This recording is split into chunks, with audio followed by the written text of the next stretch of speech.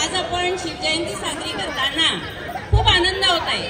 आपल्या ज्येष्ठ मैत्रिणी आपल्या समोर आम्ही जिजाऊच्या मुली हा कार्यक्रम सादर करीत आहे। नीचे नीचे सब लोग नीचे।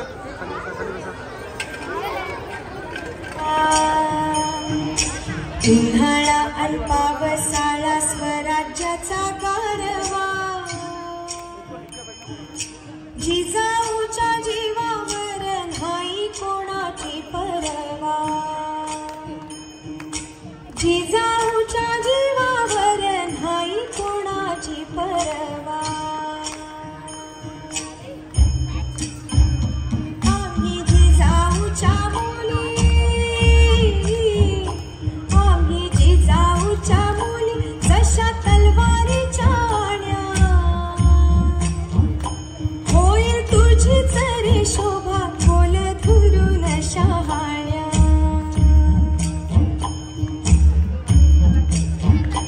आम्ही जिजाऊच्या मुली, आम्ही जिजाऊच्या मुली फिर्या करी साथी खट बोल जपून रे बाबा,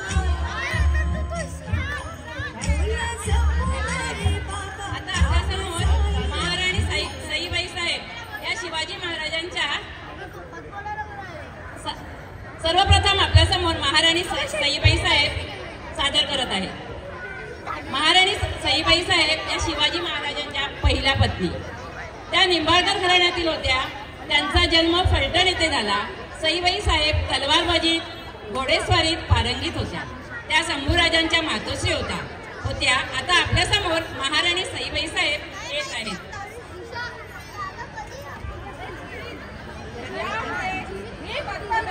पुढे जा।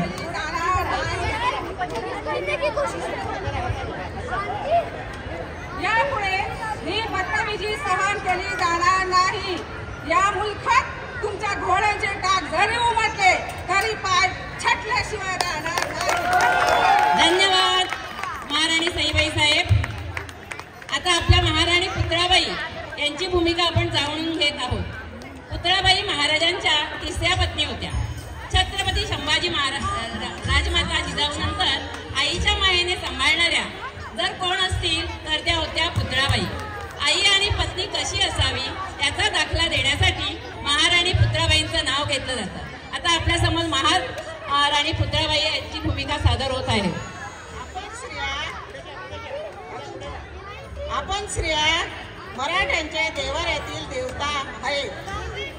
मकरात पुजलेल्या नाही पण रक्ताने मळमट भरलेल्या त्या रणचंडी आहे, स्वतंत्र सार्वभौम आहे।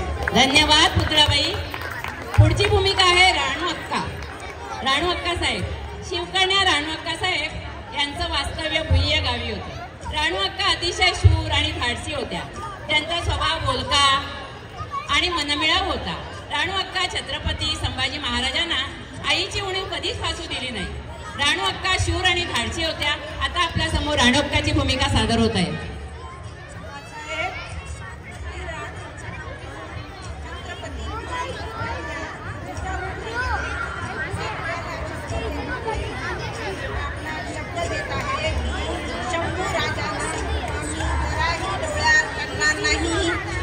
शंभूराजांना आम्ही थोडंही डोळ्याआड करणार नाही, त्यांना किंचितही अंतर देणार नाही हा आमचा शब्द आहे। चित्त्याच्या तडफेने आणि ज्वारीच्या काळजीने आम्ही त्याची पाठराखण करू। आबासाहेब आपण निश्चिंत राहावं। आता आपल्यासमोर महाराणी येसूबाई यांची भूमिका सादर होत आहे। महाराणी येसूबाई शिर्के घराण्यातील होत्या। शिवरायांनी त्यांची बुद्धिमत्ता व साहस पाहून त्यांचं लग्न संभाजी महाराजांसमोर लावलं। त्या स्वराज्याच्या कुलमुक्तेहार होत्या। संभाजी महाराजांनंतर त्यांनी राजाराम महाराजांना छत्रपती बनवले व स्वतः 29 वर्ष औरंगजेबाच्या कैदीत राहिल्या। संभाजीरावांच्या वादळाशी त्यांची गाठ पडली। शिवाजी महाराज आणि संभाजी राजांचा राज्याभिषेक मंगल क्षण येसूबाई यांनी अनुभवला होता। आता आपल्यासमोर महाराणी येसूबाई यांची भूमिका सादर होत आहे। रायगडाच्या वाटेत जाऊ नकोस, तो चुकीचा ठिगुळ नाही. ज्वाला रसातून निर्माण झालेला आणि शिवछत्रपतींच्या लढाई संस्कारातून तयार झालेला तो एक योद्धाच आहे.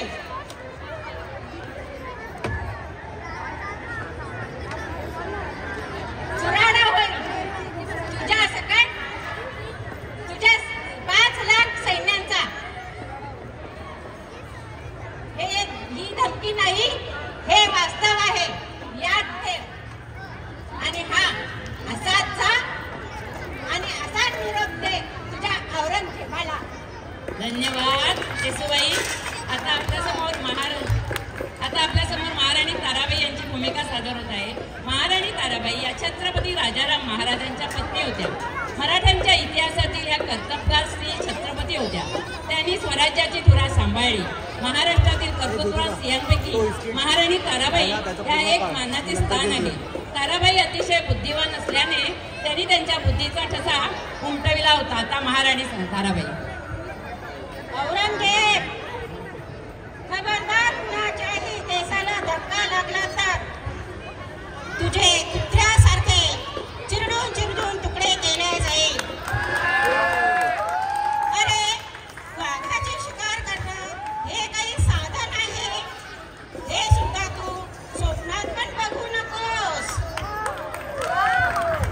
धन्यवाद ताराबाई, धन्यवाद.